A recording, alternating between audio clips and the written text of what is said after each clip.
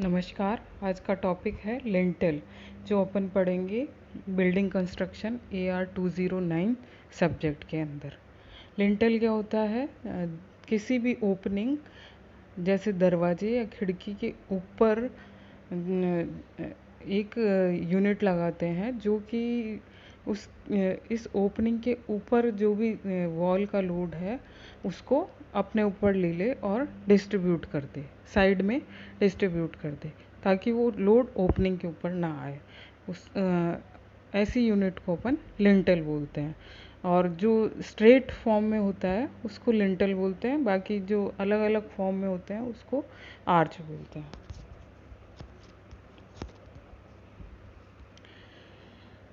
Lintel की definition क्या है ये अपन एक बार पढ़ेंगे। What is lintel? Lintel is a beam placed across the opening like doors and Windows in building to support the load from the structure above. The width of lintel beam is equal to the width of the wall and the ends of it is built into the wall. Lintels are classified based on their material of construction. जो lintel के ends जो हैं वो wall के अंदर तक ले जाने पड़ते हैं ताकि वो सपोर्ट ताकि वो दीवार के अंदर ही रहें, उनके ऊपर लोड आए तो वो लोड को ले सकें अपने ऊपर। तो उस पोर्शन को, जो एक्स्ट्रा पोर्शन है उसको अपन बोल, जो ओपनिंग से ज़्यादा लेंथ वाला पोर्शन है जो दीवार के अंदर दबा हुआ है उसको बियरिंग बोलते हैं। अब horizontal lintels are easy to construct as compare to arches. Arches के कंपैरिजन में लिंटल को कंस्ट्रक्ट करना आसान है। Bearing of lintel. To bearing, the bearing provided should be minimum of the following three. या तो 10 सेंटीमीटर होनी चाहिए या beam of the height beam की हाइट के बराबर होनी चाहिए, आइदर 1/10 और 1/12 of span of the lintel. Types of lintel used in building construction. तो वो ये क्लासिफिकेशन है बेस्ड ऑफ मटेरियल यूज्ड। तो सबसे पहले अपन पढ़ेंगे timber lintel. In olden days of construction timber lintels are mostly used, but nowadays they are replaced by several modern techniques. However, in hilly areas these are used. ये पुराने ज़माने में use होते थे, लेकिन अब अभी भी हिली एरियाज़ में लिंटल कंस्ट्रक्शन काम में लिया जाता है। वहाँ पे तो घर भी इवन टिम्बर के ही बनाए जाते हैं। The main disadvantage with timber are more cost, less durable and vulnerable to fire. Cost ज़्यादा है इनकी और ड्यूरेबिलिटी कम है और फायर रेजिस्टेंस भी नहीं है। If the length of the opening is more, then it is provided by joining multiple number of wooden pieces with the help of steel bolt, which was which is shown in figure. The figure इसके presentation के and में दिखाए गए हैं। In case of wider walls it is composed of two wooden pieces kept at a distance with the help of packing pieces made of wood. तो इनके ऊपर और नीचे स्ट्रेंथनिंग करने के लिए टॉप और बॉटम के ऊपर स्टील प्लेट लगा दी जाती है, तो इसको फिक्स्ड लिंटल्स बोलेंगे। फिर दूसरा टाइप का है stone lintel. These are most common type, specially where stone is abundantly available. जहाँ पे आराम से स्टोन की अवेलेबिलिटी है, इजीली अवेलेबल है, वहाँ अपन इस टाइप का लिंटल बनाते हैं। The thickness of these are most important factor of its design. These are also provided over the opening in brick wall. Brick wall के केस में भी अपन स्टोन का लिंटल लगा सकते हैं। Stone lintel is provided in the form of either one single piece और more than one piece. One single piece भी यूज़ कर सकते हैं और एक से ज़्यादा पीस भी स्टोन के यूज़ किए जा सकते हैं। The depth of this type is kept equal to 10 centimeter per meter of span with a minimum value of 15 centimeter. They are used up of span of 2 meter. 2 meter के span तक इसको काम में ले सकते हैं, इससे ज़्यादा में नहीं। In the structure is subjected to vibratory load. Cracks are formed in the stone lintel because of its weak tensile nature, stone में टेंसाइल स्ट्रेंथ लेने की एबिलिटी नहीं है, तो जहाँ पे वाइब्रेटरी लोड आ रहे हैं वहाँ पे अपन इसको यूज़ नहीं कर सकते। थर्ड है brick lintel, these are used when the opening is less than 1 metre and lesser loads are acting, और इस लिंटल के ऊपर जो लोड है वो कम हो और ओपनिंग भी 1 मीटर तक की हो, वहाँ अपन इसको यूज़ किए कर सकते हैं। और इसकी डेप्थ 10 सेंटीमीटर से 20 सेंटीमीटर की हो सकती है, ये डिपेंड करता है स्पान कितना है। Bricks with frogs are more suitable than normal bricks because frogs when filled with mortar gives more shear resistance of end joint which is known as joggled brick lintel।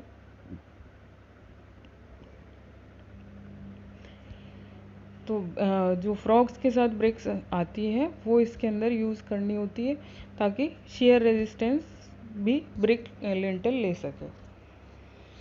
Fourth है reinforce brick lintel, these are, ये जैसे कि नाम से अपने को पता चल रहा है, इसमें ब्रिक के साथ साथ रेनफोर्समेंट भी काम में लिया जाएगा, जिसमें स्टील की बार्स और कंक्रीट उसके अंदर डाला जाएगा। तो ये बेसिकली आगे और पीछे लुक देने के लिए, आर्किटेक्चरल लुक देने के लिए इस टाइप के लिंटल काम में लिए जाते हैं। मजबूती के लिए तो अपन रेनफोर्समेंट कर ही रहे हैं, लेकिन ब्रिक का लुक देने के लिए अपन इस टाइप का लिंटल यूज़ कर रहे हैं। लोड तो बेसिकली जो आरसीसी इसके अंदर फिल करी गई है वो इसके अंदर ले रही है। तो depth of reinforce brick lintel should be equal to 10 centimetre और 15 सेंटीमीटर और multiple of 10 centimetre. The bricks are so arrange that 2 to 3 centimetre wide space is left lengthwise between adjacent brick for the insertion of mild steel bars as reinforcement।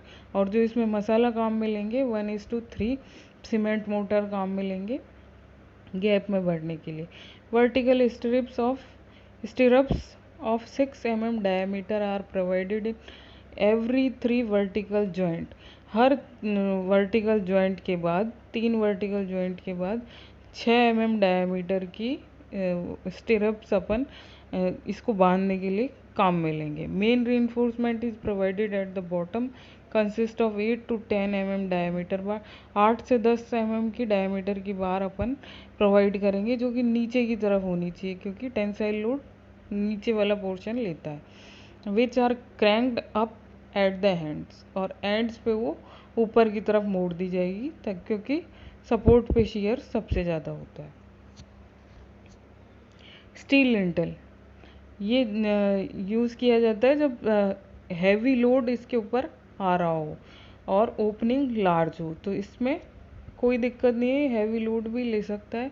These consist of channel section, इसमें channel section भी हो सकता है और I section भी हो सकता है। रोल्ड स्टील सेक्शन काम में लिए जाते हैं।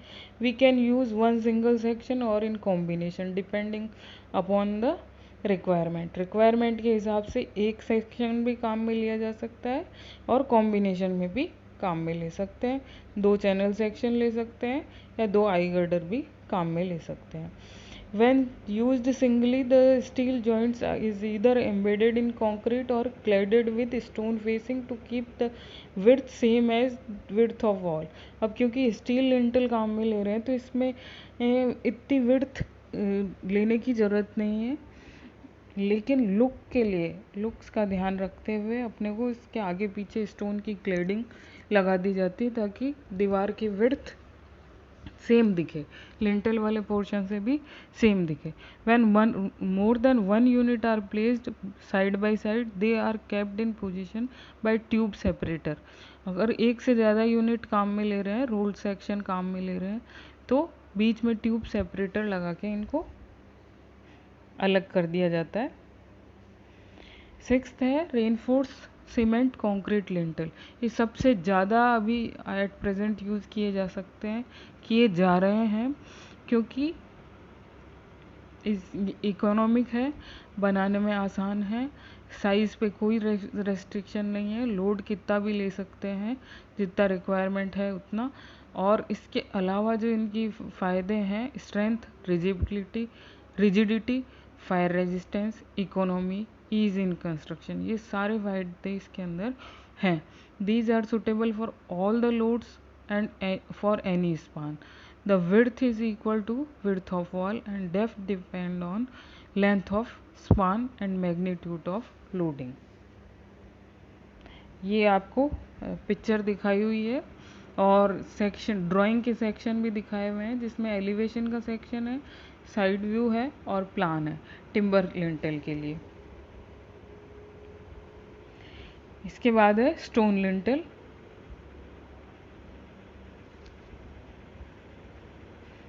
नेक्स्ट है ब्रिक लिंटेल, जो कि छोटे स्पान के लिए काम में आता है। रेनफोर्स ब्रिक लिंटेल, ब्रिक्स लगाई हुई है और बीच में रेनफोर्समेंट किया हुआ है। इसका एलिवेशन दिखाया, सेक्शनल एलिवेशन दिखाया हुआ है, साइड व्यू दिखाया हुआ है और सेक्शनल प्लान भी दिखाया हुआ है, आइसोमेट्रिक प्लान दिखाया हुआ है आपको। ये है स्टील लिंटेल। स्टील का 2 एंगल सेक्शन या फिर एक टी सेक्शन यूज़ किया हुआ है इसके अंदर, और आसपास ब्रिक की क्लैडिंग की हुई है ताकि दीवार की जो विड्थ है, चौड़ाई है, वो एक जैसी लगे लिंटेल के पास भी, इसलिए इसको ऐसा बनाया हुआ है। बनने के बाद पता नहीं चलेगा कि इसमें स्टील लिंटेल लगा हुआ है। तो ये सबसे ज़्यादा मजबूत लिंटेल जो है वो ये वाला होता है, स्टील लिंटेल। तो स्टूडेंट्स, ये सब मैंने आपको बताया है लिंटेल्स के बारे में। आई होप ये आपको समझ में आ गया होगा।